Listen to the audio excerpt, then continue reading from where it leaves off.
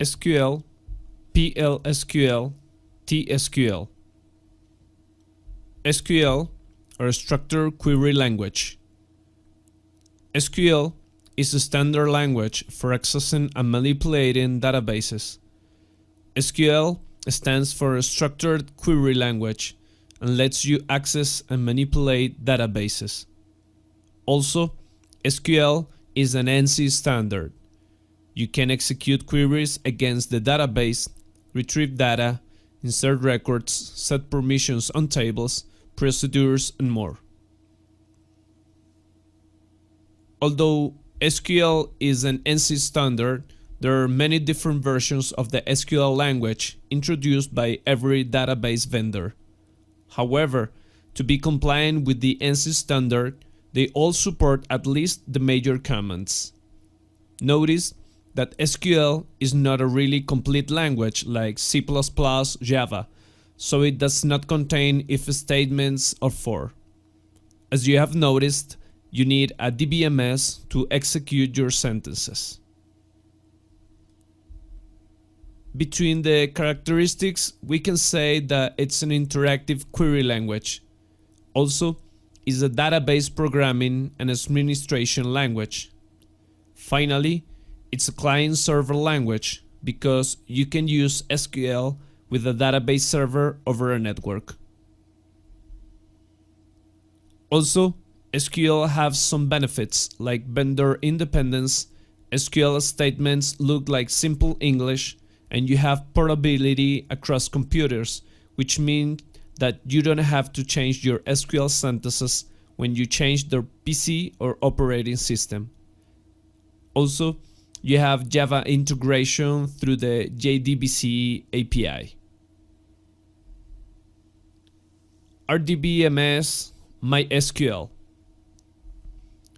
MySQL is a trademark of Oracle Corporation, and it's a very fast, multi-threaded, multi-user, and robust SQL database server. MySQL software is dual licensed, so you can choose between the open source and standard commercial license. MySQL runs on FreeBSD, HPUX, GNU Linux, Solaris, Windows, among others. This is based on the 5.5 MySQL version. MySQL provides transactional and non-transactional storage engines. Also, you have the server as a separate program. It has support for many data types like float, double, varchar, text, and more. MySQL installation. First, you have to download the MySQL community version, 5.5. Once downloaded, check the next video to see the installation process.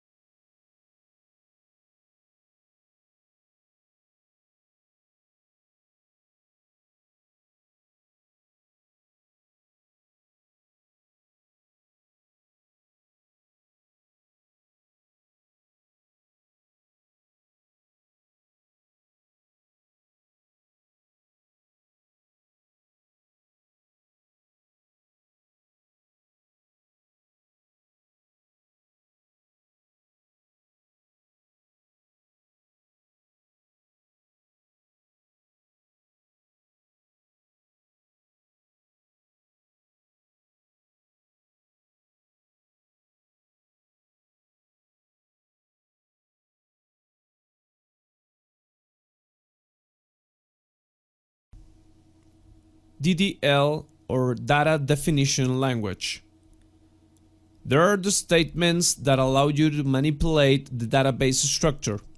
Those are create database, create table, alter table, and drop table. Create database. This statement allows you to create a database. This is the first step when starting to work with databases. The sentence is like the one proposed. Create database university character set equals UTF-8. The character set is used to define the characters allowed on the tables of the database. The following exercise will allow you to start working with MySQL and execute the sentences. Execute the following exercise.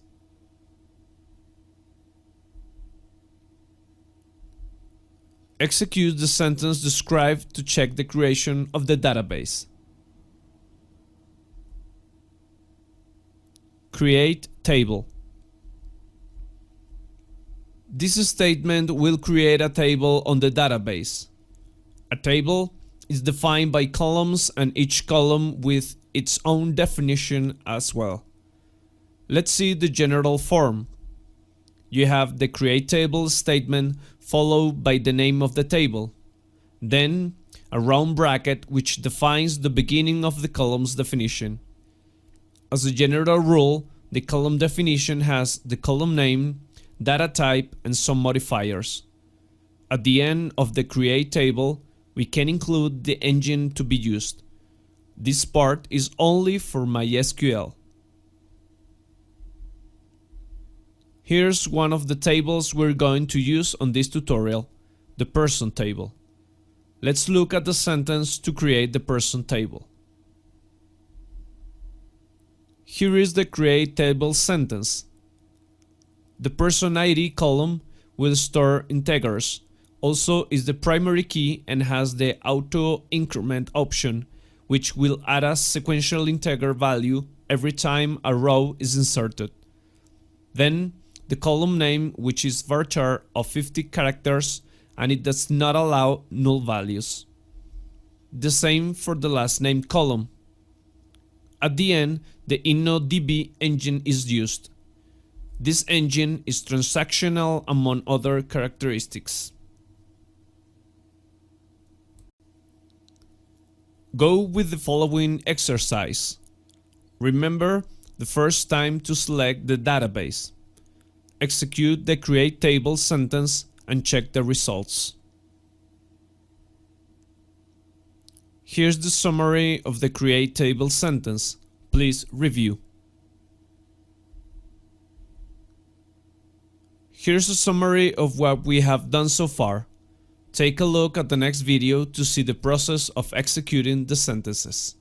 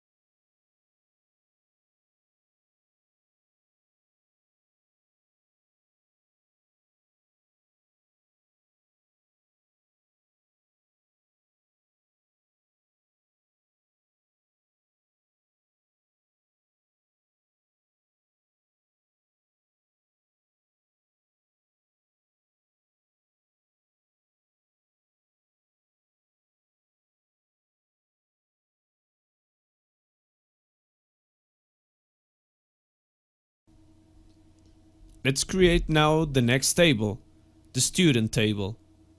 The sentence is like the following. Once again, there is the primary key, which is the student ID column, and also with the auto increment modifier. We have the birth date, which is defined as a date, and due to the fact the student table is related with the person table, we're adding a constraint to indicate the foreign key. We're describing the foreign key name, the column which will be the foreign key on the student person, and then the table and column to establish the relationship. Also, we're adding a cascade, which means is that when a person is deleted, the related value is also deleted from the student table. Execute this exercise and check the results. Here's the summary of the sentence of slide 27. Take a look at the next three tables: teacher, course, and student course.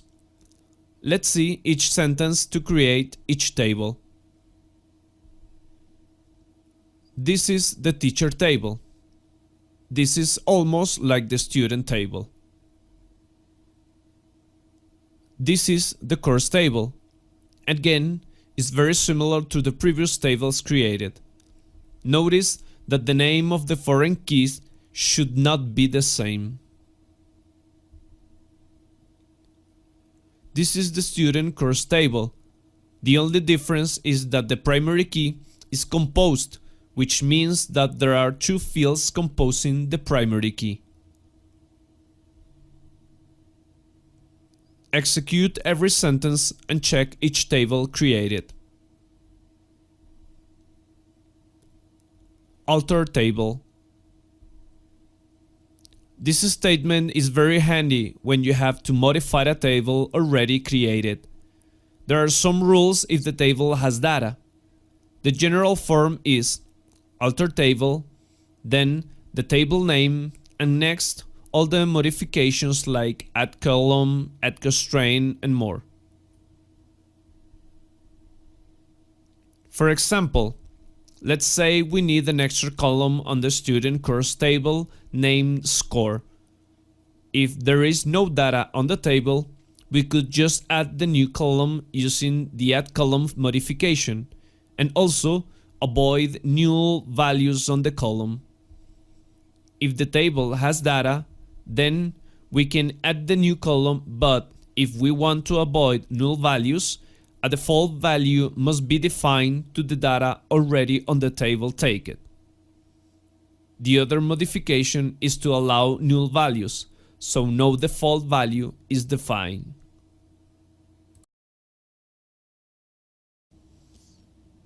These are the possible sentences based on the cases discussed previously. The first sentence defines the new column if there is no data, and the second one adds the new column but sets a default value in case data exists on the table. The third sentence is a new constraint, unique, to avoid two courses having the same name. Here's the summary of the previous sentences. Also review the drop column modification. Execute the previous sentences on MySQL. Drop table. Of course, if you can create a table, you can also delete or drop a table from the database. The general form is like this: drop table and then the table name. Of course, some general rules apply. For example, when creating tables, it is recommended start first with the tables that has no relationship with others. So, when you're dropping tables, you have to do it in reverse order, as when you were creating the tables. DML or data manipulation language. Data manipulation language are the statements that allows the manipulation of the database. Those are insert into, select from, update, and delete from. Insert into. This statement will insert data as a new row on the table. The new row will be inserted if some rules are satisfied.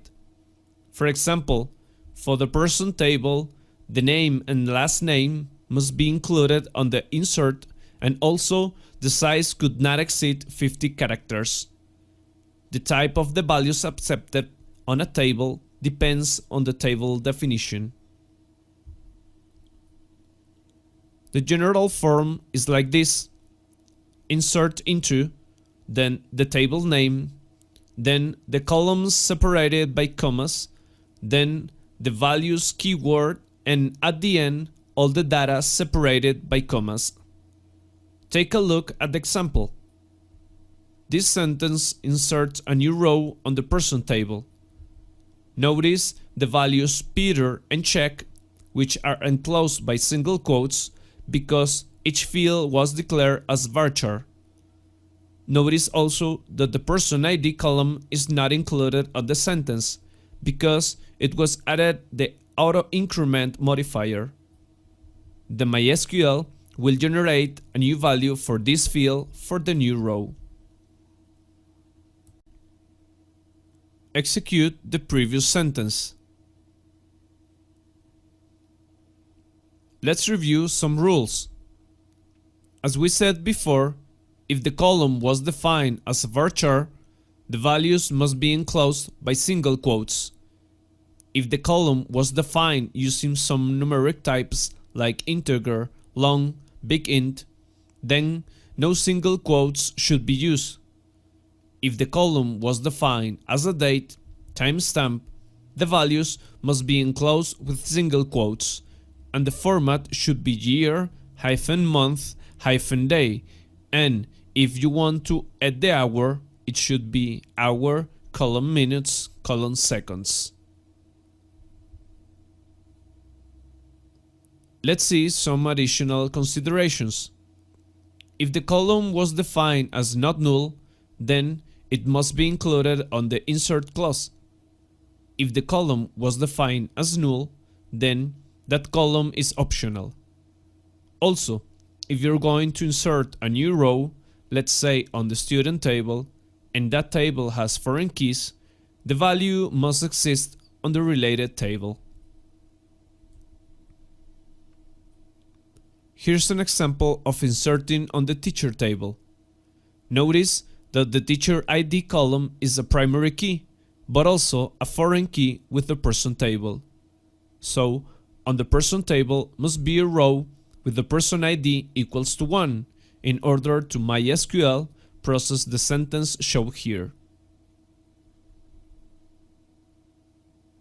Here's another example about inserting new records, but this time we're inserting a record on the person table and then on the student table.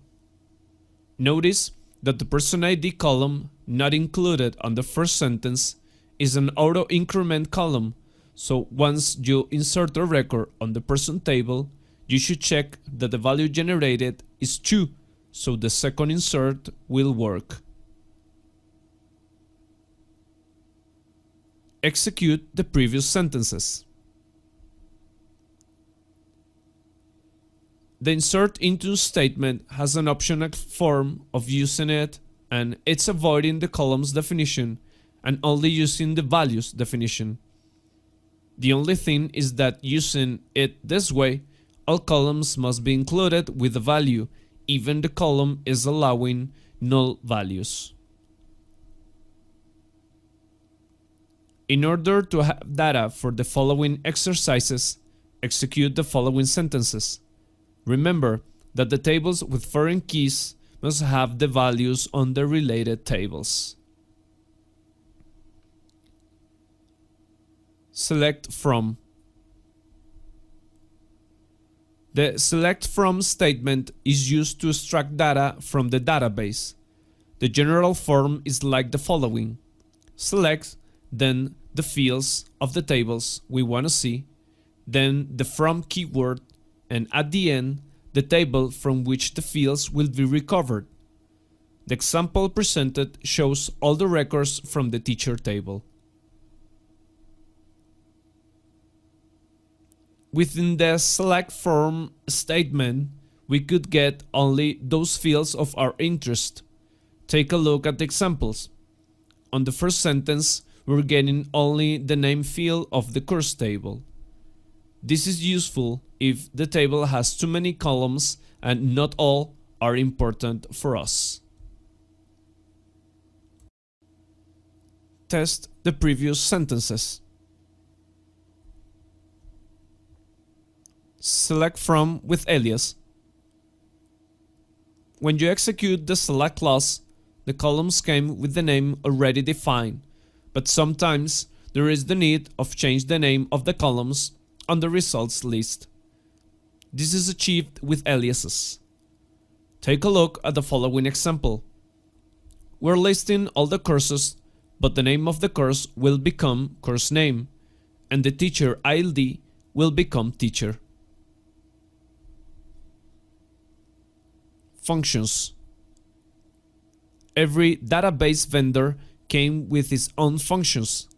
There are a lot of options, and we recommend you to take a look at the MySQL manual for a complete list. For example, the concat function. This will concatenate two or more columns into a single column. This, associated with the alias modification previously shown, is a good combination. The sentence presented will show the last name and name into a single column, separated by a comma.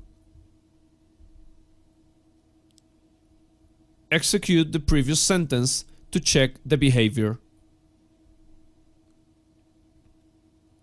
Where clause. So far, we have listed all the records from the tables, but not all the time this is a reality. Most of the cases, a filtered list is being shown, and to achieve this, a new keyword must be included on the select clause. This is where the keyword. The general form is like this. After the name of the table, the where keyword is used and then the condition. Let's take a look at how the condition will be presented.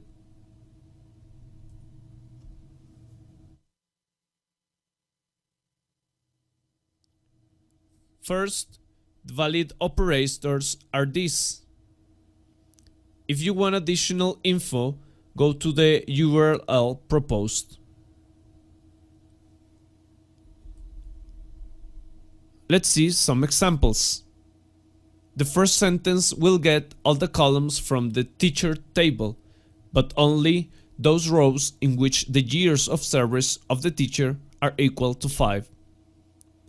The second sentence will get all the columns from the student table, but only those in which the student birth date is greater than November 2nd, 1980.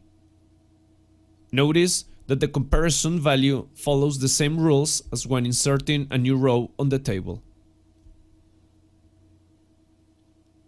Test the previous sentences. Like keyword. On the previous examples, we have seen a comparison between numbers, dates, and strings, but regarding strings, using the equal operator is not always very helpful. That's why the like keyword helps in performing a search with more options. First, let's define some wildcards. Percent means any number of characters. Underscore means a specific character, one character for each underscore. For example, the following sentence searches for all the records on the person table in which the name have the string PE at any place at all. It does not matter if the PE string is at the beginning, middle, or the end, because that's how the percent implies at the beginning and at the end. On this example, we're using on the like part only the percent at the beginning, which means that the name that will match with the search will those people who at the name ends with the ER string.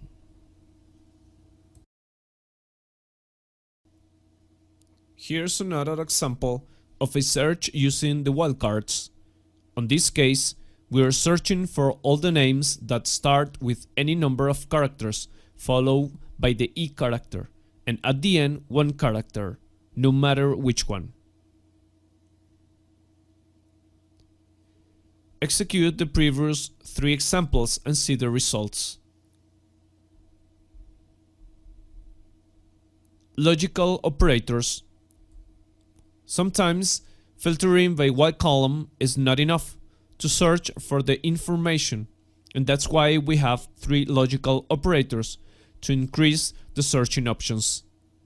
Those operators are AND, OR, and NOT. AND and OR operators are binary operators, and the NOT is a unary operator. AND operator. Let's say we want to search for a course based on the name but for a specific teacher. Take a look at the sentence proposed.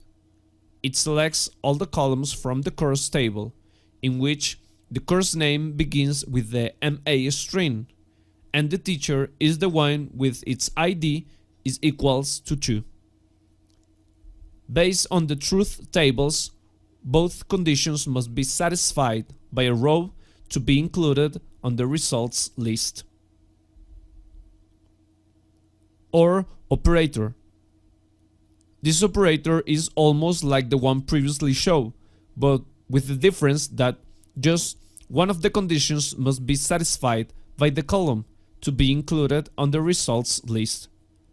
On the example proposed, the people listed will be those in which their name have the ER string or the last name has the AN string. NOT operator. This operator takes only one operand, and the function is to deny the condition expressed next to the operator. For example, the sentence proposed lists all the teachers in which the years of experience is different from 3. Execute the previous sentences to check the results. Ordered by. So far, we have seen the results list as it comes and natural sorting is being applied. Natural sorting means that the records will be shown in the order as it were inserted on the table. But if you want to sort the results list on a specific way, we have to define the rules. Basically, you have to define which column will be considered for the sorting and in which way, ascending or descending. Take a look at the example. It's the same as before, but sorting the results lists by the teacher ID in ascending way. Review these additional considerations of the ordered by clause. For example, if you don't specify the sorting direction, ascending will be used. Also, the ordered by must be placed after the where clause. Group by. This clause will let to perform, among other things, calculations over the data on the table. Although you can achieve this on your application, for performance issues, it's more reliable to do this at the database level. For example, if you want the average of the scores on each course, we could apply the average function and group by the course ID column. Take a look at the sentence. Also, notice that an alias is being used for the calculated column. Of course, some sorting could be applied to the sentence. Take a look at the summary at the end of the slide.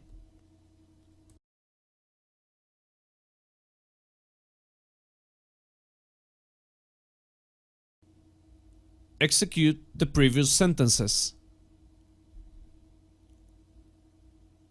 join clause.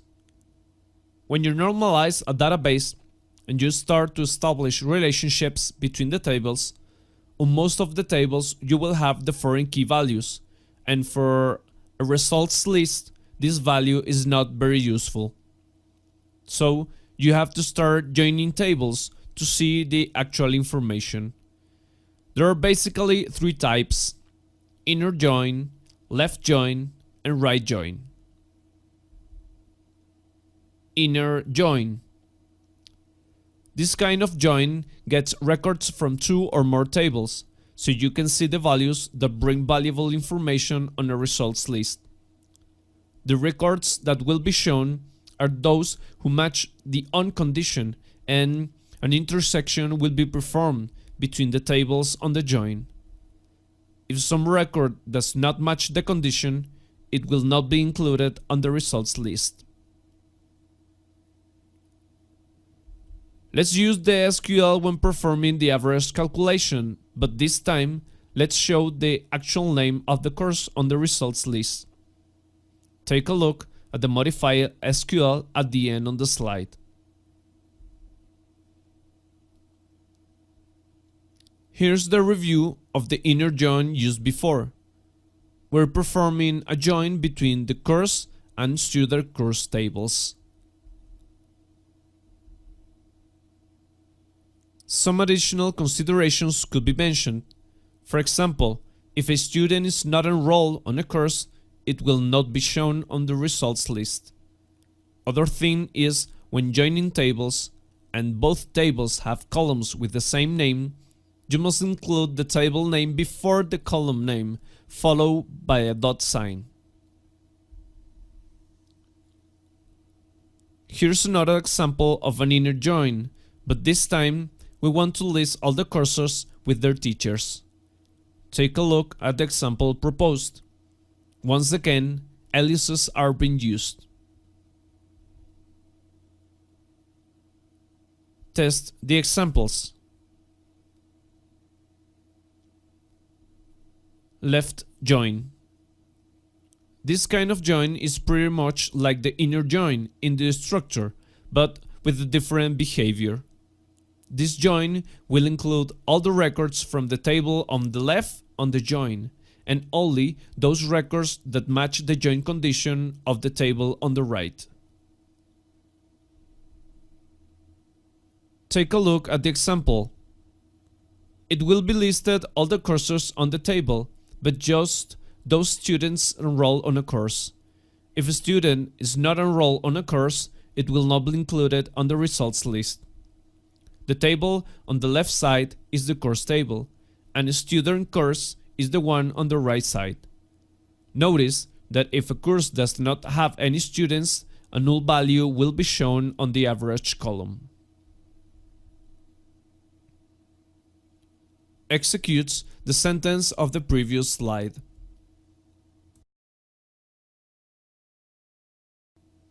Right join.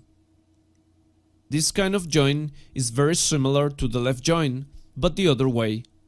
This time, all the records from the table on the right will be shown, and from the table on the left side, only those who match the on condition.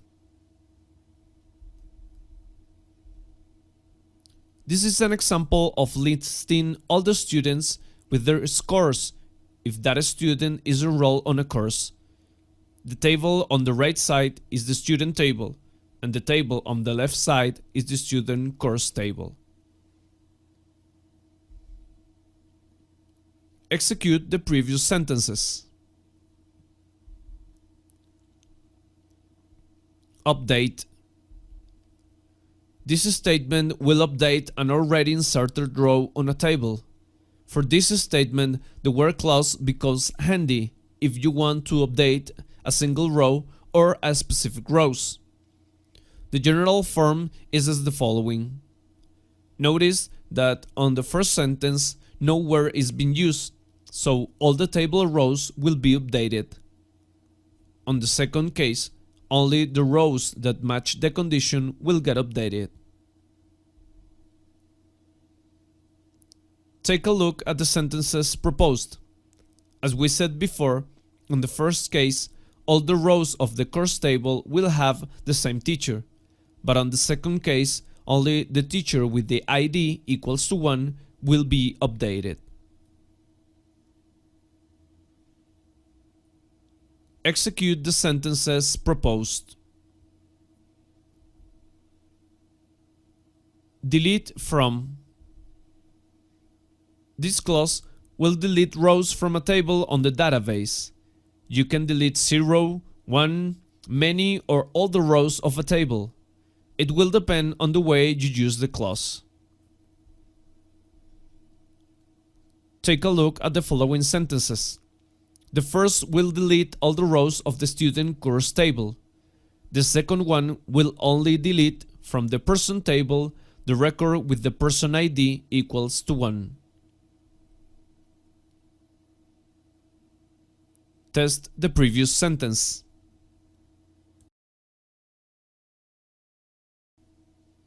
PLSQL and TSQL.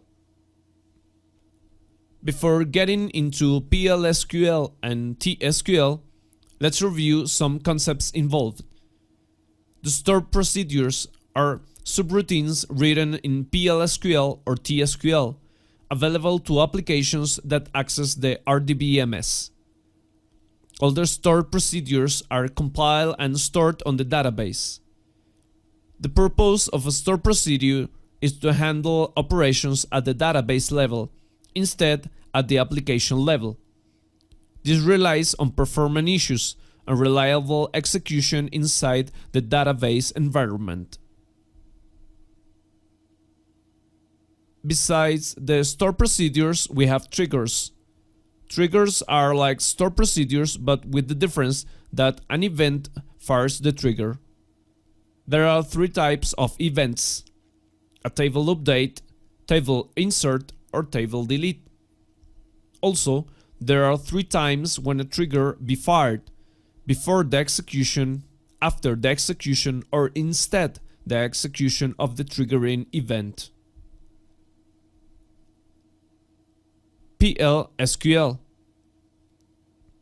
PLSQL is a procedural language extension to SQL used by Oracle Database and IBM DB2. Here you have looping controls, conditional statements, and error handling. Here's an example for Oracle 12g. Remember that this is vendor dependent. TSQL.